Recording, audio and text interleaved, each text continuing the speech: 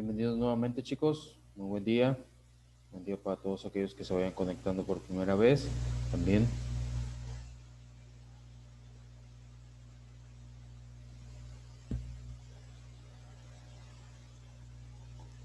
Ok, con lo que hemos platicado, no hay ninguna duda, ni un comentario al respecto.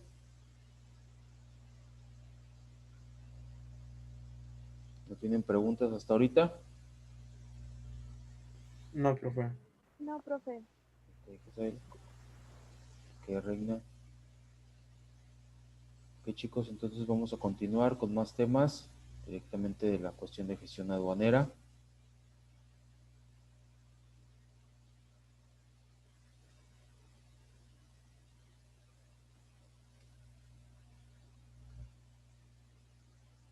De hecho, tienen una actividad, les cargué una actividad hace unos minutos en la cuestión de derecho, en la actividad número 4.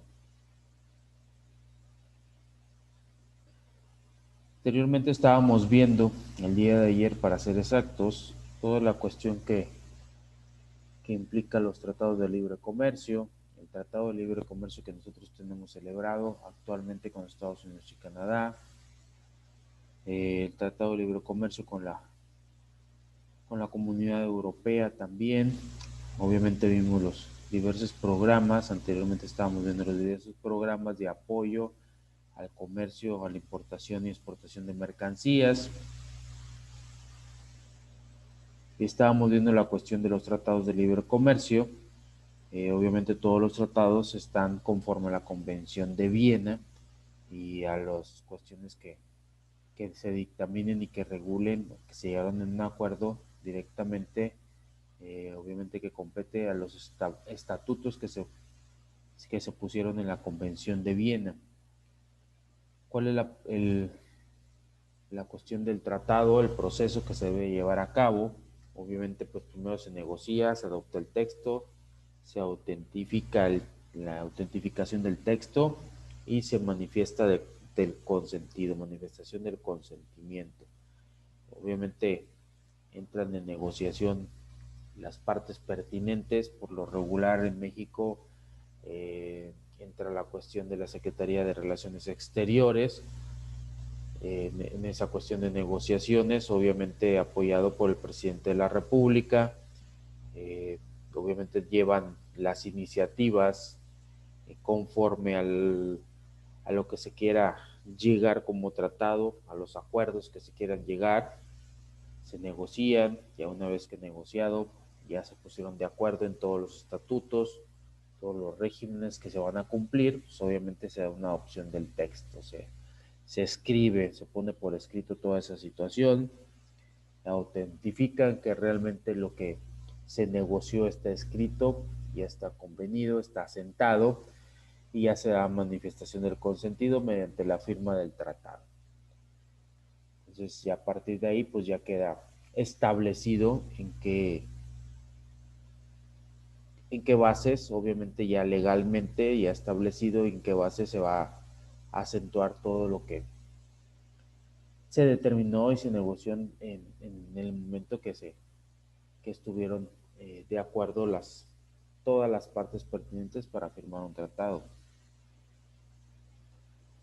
Dice proceso de celebración del tratado en la cuestión de la negociación, dice que tiene por objeto lograr un acuerdo entre las partes a fin de determinar las cláusulas del tratado. En la cuestión de adopción del texto, una vez negociado el tratado, se adopta como definitivo. Tradicionalmente los tratados se adoptaban por el acuerdo unánime de las partes. En la actualidad los tratados bilaterales se adoptan por unanimidad y multilaterales según lo dispongan los estados partes.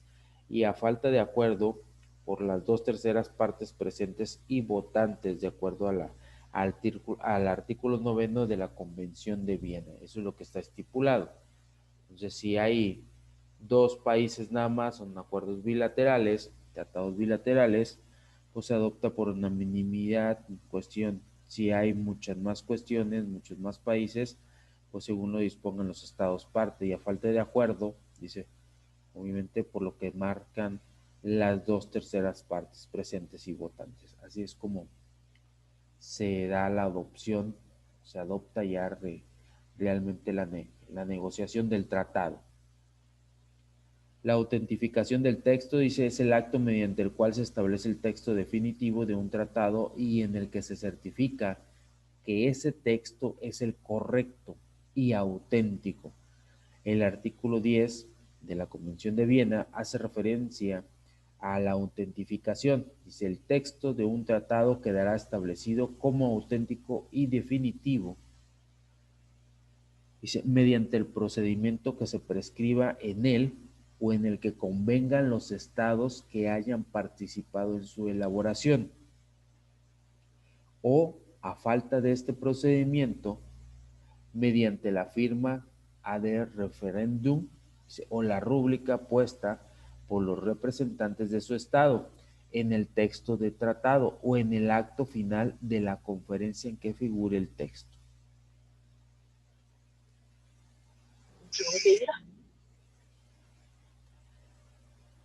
¿Cómo se da la manifestación del consentimiento? Nos dice que es el acto por el cual los estados se obligan a cumplir el tratado. La Comisión de Viena, la Conferencia de Viena, y se señala como formas de manifestación del conocimiento, como número 1, la firma, de acuerdo al artículo 12, de acuerdo a la Convención de Viena. Como número 2, el canje de instrumentos que constituyen un tratado, viene regulado en el artículo 13.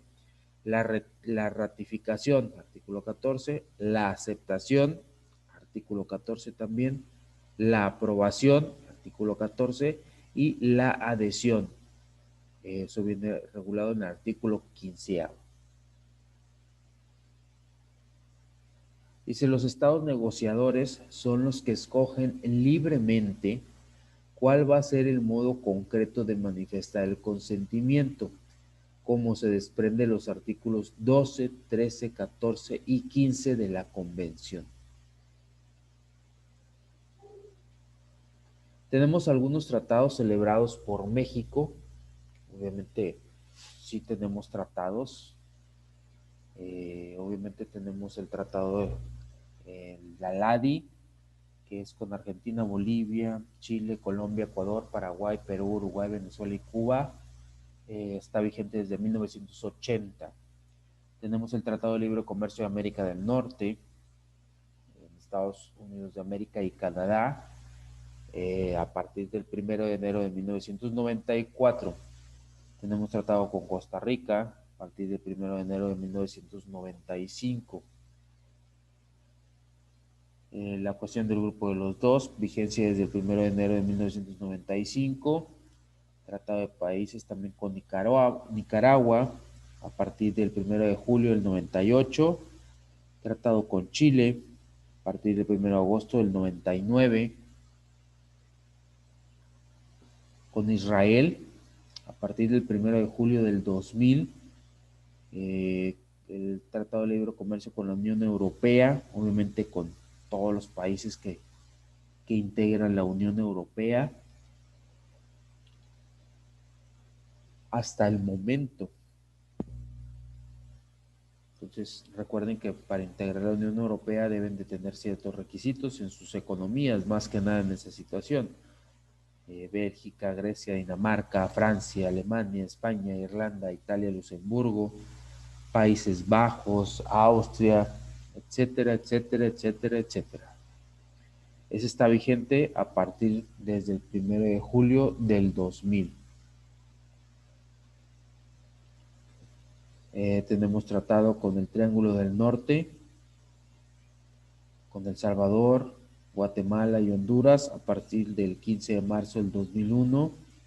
Tenemos tratado con el ALC, que es Islandia, Noruega, Liechtenstein y Suiza a partir del 1 de julio del 2001. Tenemos un acuerdo de complementación económica con Japón a partir del 1 de abril del 2005 y un acuerdo de complementación económica con Bolivia a partir del 7 de junio del 2010. Entonces son son algunos de los tratados y de los acuerdos comerciales también que tenemos hasta la fecha que siguen vigentes.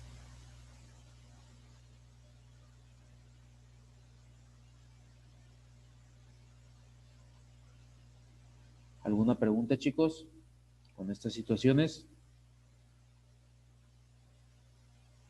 ¿Alguna duda?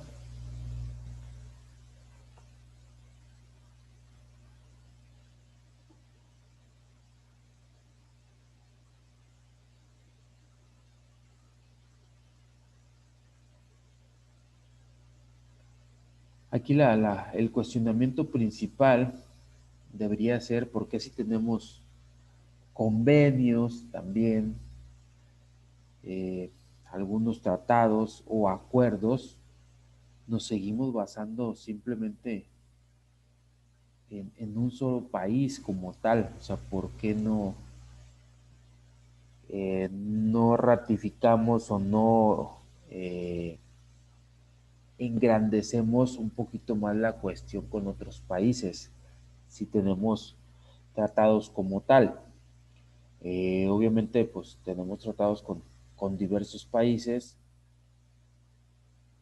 Con China no tenemos absolutamente nada hasta la fecha, pero sí con Europa, como lo ven, obviamente con la Comunidad Europea, que integran muchísimos países. Tenemos en Centroamérica también. Tenemos con América del Sur. Tenemos con los países europeos que no están dentro de la Comunidad Europea. Y en Asia, pues simplemente tenemos con Japón y con Israel. Son los que tenemos directamente en Asia nada más. En Oceanía no tenemos ningún tratado y en África tampoco, hablando específicamente de continentes. Entonces, ¿por qué ustedes creen todavía que no nada más tengamos estrictas negociaciones con Estados Unidos como tal, que lo contemplemos como nuestro mayor socio comercial, si obviamente tenemos pues una diversidad de países con los que podemos negociar también, no simplemente con Estados Unidos? ¿Por qué creen ustedes que todavía haya esa situación directamente? Si tenemos con muchísimos países. A lo mejor porque estamos cerca de la frontera. Por la zona geográfica, podría ser. Sí.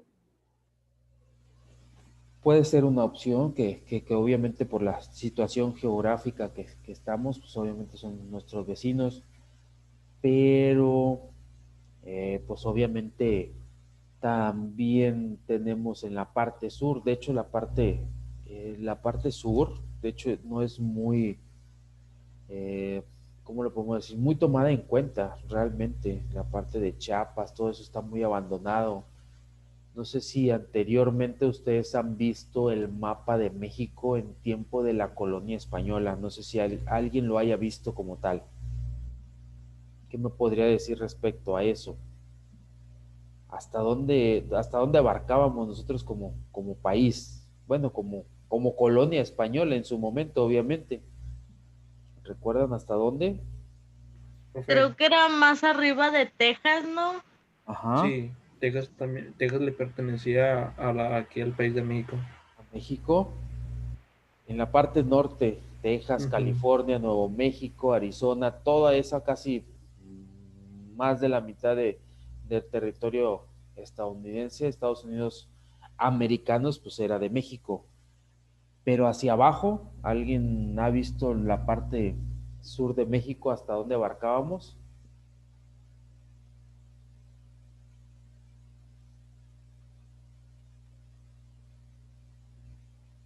¿Alguien recuerda esa parte?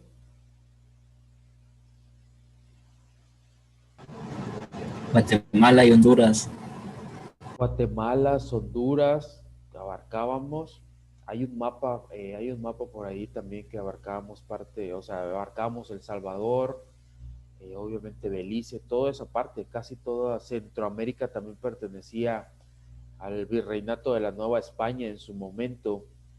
Una vez que se independizó México de España, se aliaron más o se juntaron obviamente a México, casi la mayoría de los países centroamericanos, obviamente hoy países centroamericanos, pero sí casi, creo que Panamá era el único que no se había adherido en esa cuestión, era el único que nos separaba de Sudamérica, pero todo lo demás era México completamente, como obviamente como reinos a lo mejor que se unieron a México como tal, igual que el reino de León, que hoy es Nuevo León también, Nueva Santander, que anteriormente así se denominaba Tamaulipas, Texas, todos esos, pues obviamente por eso somos estados, se puede decir que estados con soberanía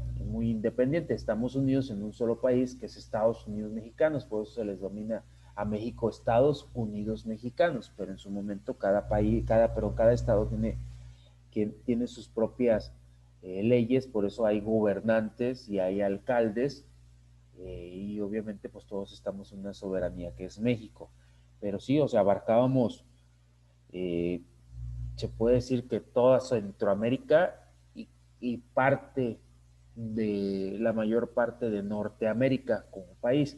Obviamente se nos hemos ido deslindando, ya vimos lo que pasó obviamente con la cuestión de Estados Unidos, algunas cuestiones como Texas se separó, lo ayudó Estados Unidos en su momento, luego se anexó a Texas, o los tejanos pidieron anexarse a Estados Unidos, pues lo que pasó con California, Nuevo México, etcétera, etcétera.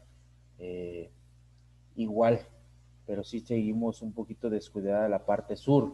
Entonces, a lo que voy es de que si esa parte también era de México anteriormente, hoy está muy descuidado. Tenemos tratados de libre comercio, por ejemplo, con Costa Rica, con Nicaragua también, el Triángulo del Norte que se le denomina El Salvador, Guatemala, Honduras. Entonces, no hay tanta remembranza como lo hay con la cuestión de Estados Unidos en ese aspecto. No es muy, la frontera sur de México, pues no es, no está muy considerada en ese aspecto. No sé, alguien que ya haya hecho la investigación de las aduanas, ¿cuántas aduanas tenemos en la parte sur realmente? No sé si alguien checó esa cuestión, si ya investigaron un poquito con la tarea que les encargué. ¿Alguien ha checado esa cuestión, chicos?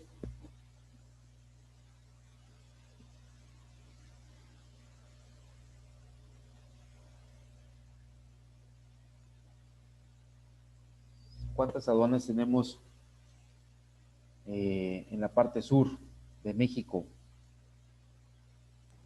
Dos. Dos aduanas nada más. O sea, fíjense cuántas tenemos. Obviamente a lo mejor por extensión de territorio es diferente, pero fíjense en el norte cuántas tenemos. O tenemos muchísimas en la parte norte del país, muchísimas aduanas realmente. Entonces, sí hay que sacar un poquito mayor provecho en esa situación, hay que voltear a ver un poquito la parte de abajo, porque también tenemos muchísimos recursos naturales. Entonces, sí, Estados Unidos es nuestro principal socio comercial, pero estamos obviamente a expensas de lo que haga Estados Unidos, tanto así como platicábamos el día de ayer, de que estábamos a expensas a ver qué presidente quedaba, pues para ver realmente, a ver cómo nos iba a nosotros los mexicanos, cuando realmente tenemos que preocuparnos en ciertas situaciones por el presidente de México, por lo que pase o por las situaciones que se estén presentando dentro de nuestro país. Entonces es más que nada esa situación, o sea, cuidamos mucho la parte norte porque pues obviamente tenemos nuestro principal socio comercial, pero abajo también tenemos, en la parte sur, pues también tenemos otros países con los que podemos sacar en determinada situación algún provecho. Obviamente, pues obviamente vale más el peso vale más, el peso mexicano vale más, así como el dólar vale más en México, el peso mexicano vale más en esos países, pues sacar provecho de como Estados Unidos saca provecho de México, pues nosotros también deberíamos de hacer algún tipo de estrategia comercial con esos países para sacar una redituabilidad, obviamente, y pues que sea benéfico tanto para México como los países que tenemos al sur del continente también. Entonces, no sé, a lo mejor mano de obra, eh, no sé si recuerden lo que pasan realmente muchas veces, pues pasa a gente de Centroamérica y en México pues vienen y se quedan, realmente no es tanta la cuestión como en Estados Unidos que un mexicano vaya a Estados Unidos, todo el viacrucis que tiene que pasar para llegar a Estados Unidos, y es más accesible la inmigración de Centroamérica hacia México muchas veces en esa situación. A lo mejor ya estando aquí ya no es realmente muy apega como es en Estados Unidos, que tienen controlada la cuestión de mucho del trabajo, o amenazan a las empresas y contratan inmigrantes, etcétera, etcétera, etcétera. Entonces, sí debemos de poner ciertas restricciones en ese aspecto, o en determinado momento pues sacar algún beneficio de esa situación también, como Estados Unidos lo saca de nosotros, de México en sí, y voltear a ver a otras partes del mundo con los que tenemos algún acuerdo o un tratado, y pues también comercializar, empezar a comercializar más mercancías hacia esos litorales como tal también. Eh, Obviamente tenemos, tanto importamos como exportamos mercancías directamente a Estados Unidos, pero pues también tratar de importar mercancías de otras latitudes. Entonces tenemos puertos, a lo mejor por la cercanía en cuestión de territorio, por la cercanía en cuestión de libre tránsito, a lo mejor de terrestre, se denomina así, pero pues también tenemos puertos que no están exentos a recibir mercancía de otras partes del mundo. Entonces sacar un poquito más de redituabilidad en esas cuestiones también.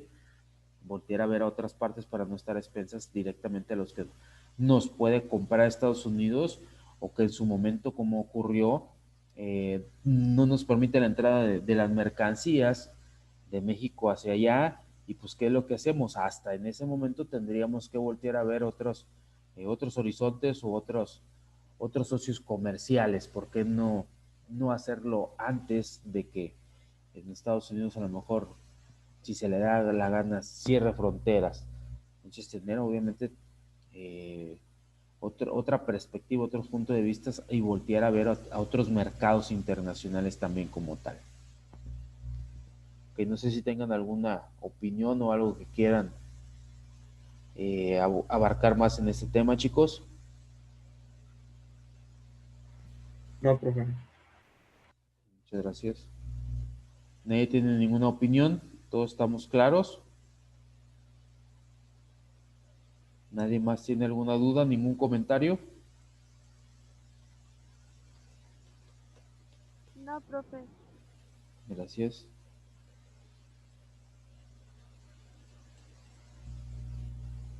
Ok, en esta situación obviamente, de la exportación e importación de mercancías, existen las reglas de origen. Nos dicen: el comercio internacional es básico tener presente el origen de las mercancías que se importa o se exporta. ¿Por qué? Dice: primero, determinen el origen de las mercancías. Como segundo, nos permite identificar mercancías que son susceptibles de recibir trato arancelario preferencial en el marco de un acuerdo o un tratado internacional.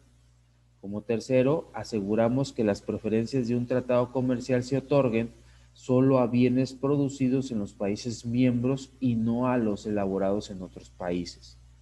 Entonces, es por eso que son importantes la cuestión de las reglas de origen.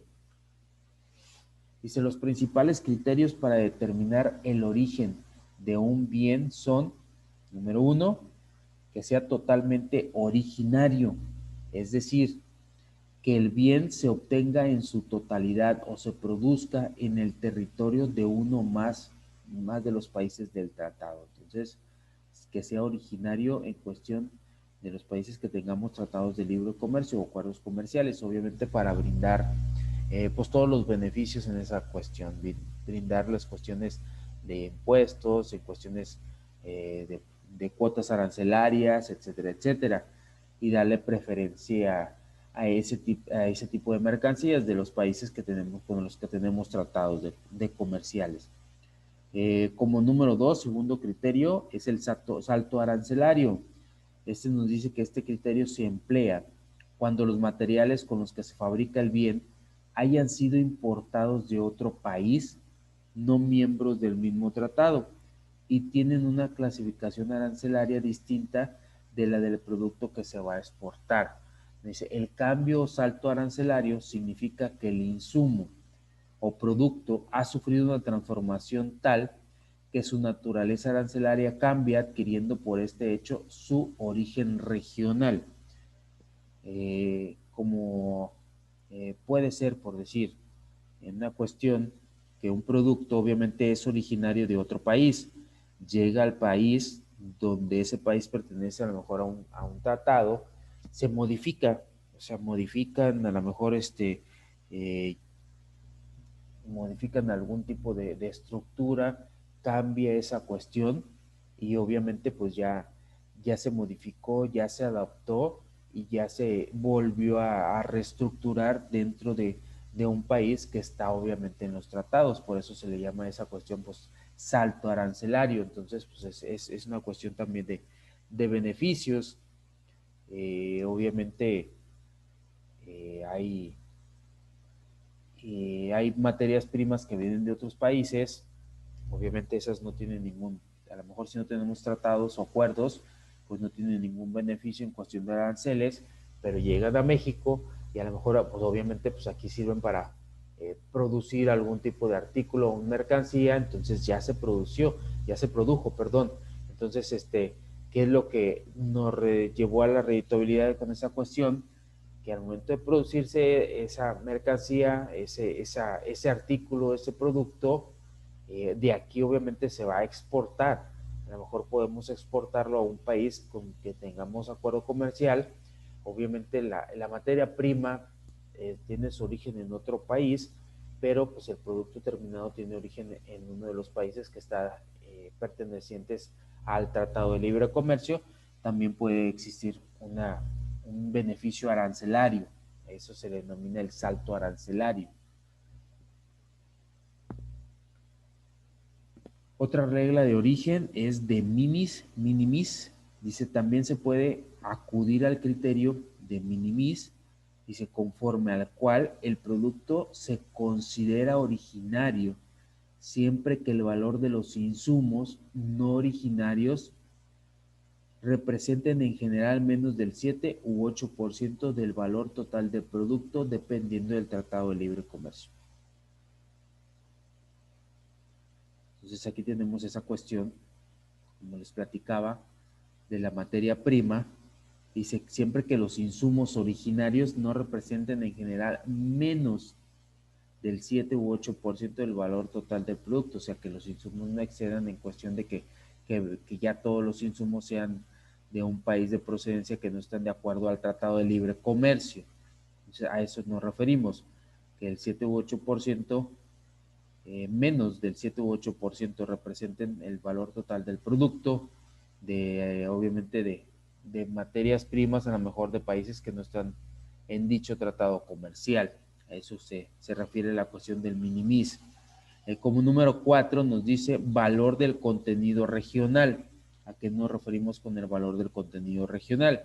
Nos dice que este término tiene a su vez dos variantes que le permiten al exportador determinar, eligiendo una u otra variante, el valor de los insumos que se incorporaron de la región en el producto final de exportación y determinar si el bien puede considerarse como regional o por tanto susceptible de trato preferencial. Entonces es esa otra cuestión en la cuestión de los valores de los insumos realmente, como les venimos diciendo. Pues obviamente los países tratan de sacar provecho de esa situación, y más cuando son empresas transnacionales, dice, son de algún país, producen en otro país, y de ese país pues obviamente exportan, y si ese país tiene algún tratado de libre comercio con algún país al que van a llevar su mercancía, sus productos, van a comercializar directamente, pues están sacando provecho de esa situación.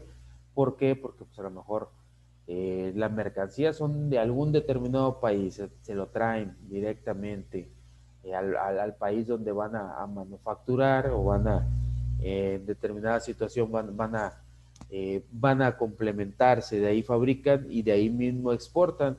Como están exportando del país que pertenece al tratado, pues obviamente sacan beneficio en las cuestiones arancelarias.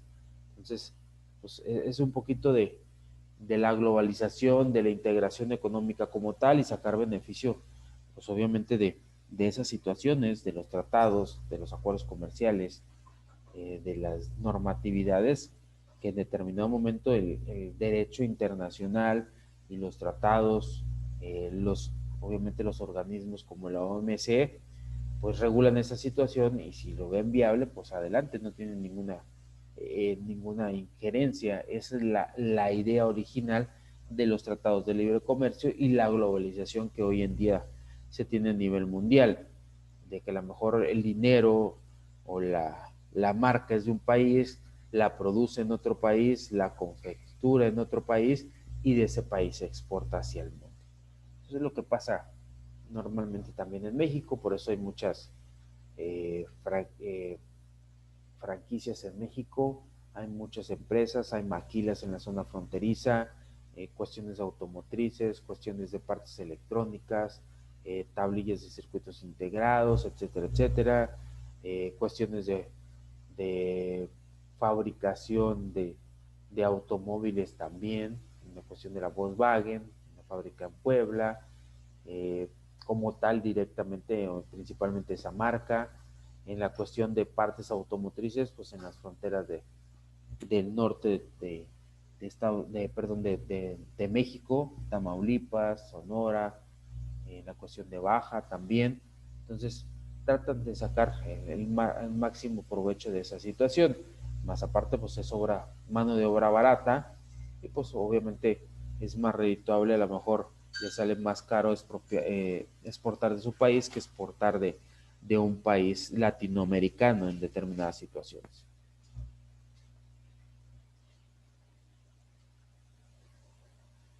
Aquí nos refiere las dos variantes que platicábamos en la cuestión del valor del contenido regional.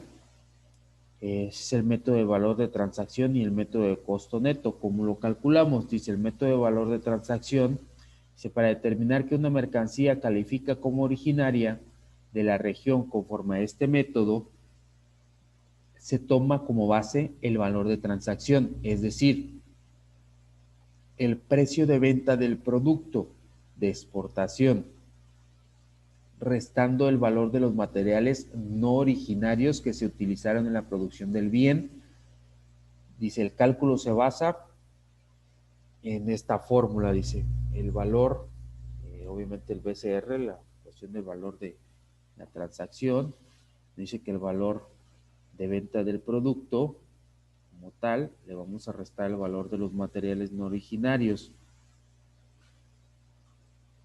para sacar la cuestión del porcentaje también, y lo dividimos sobre el valor total nuevamente, y después lo multiplicamos por el 100. Ahí tenemos la formulita, el BCR es igual a BT menos el BMN entre el BT, y el resultado lo vamos a multiplicar por el 100. Entonces ahí nos va a sacar el porcentaje, que es el que nos está solicitando en determinados momentos. Aquí lo vimos, que no brinque cierto porcentaje para que obviamente se considere originario de un producto, o en base a ese porcentaje tenga alguna redituabilidad en la cuestión arancelaria. Dice, el BCR es el valor de contenido regional expresado en porcentaje, el BT es el valor de transacción del bien ajustado sobre la base LAB, y el BMN son los el valor de los materiales no originados utilizados por el productor en la producción del bien.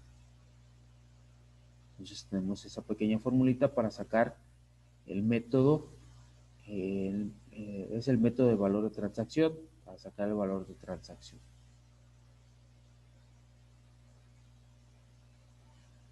Ok, no sé si tengan alguna duda, chicos, hasta aquí, o algún comentario, o algo que quieran aportar más al tema, en esta cuestión de obviamente, del beneficio que dan en determinados momentos y restricciones en los tratados de libre comercio. Entonces, y con toda esta parte de la globalización, pues obviamente, como lo platicábamos, pues todos los países, aunque no tengan tratado de libre comercio como tal con algún otro país, pero pues ya ven que produciendo en el país donde y ese país tenga algún tratado, pues también se están beneficiando de esa situación indirectamente, a lo mejor no directamente, indirectamente, porque no es el país, el mismo país, en este caso a lo mejor Alemania, que invierte en México y de aquí mismo exporta la cuestión automotriz, pues la cuestión automotriz no es de México directamente, es capital extranjero, pero Alemania se está beneficiando de esa situación. Entonces, pues es totalmente válido. Si la OMC lo permite, si los organismos internacionales lo permiten, si los tratados comerciales lo permiten, pues hay que sacar provecho de esa situación. Ok, se nos va a terminar el tiempo de esta segunda sesión, chicos. No sé si tengan alguna duda, algún comentario. Ahorita en unos minutos más les voy a estar mandando el link de la nueva sesión, de la tercera y última sesión del día.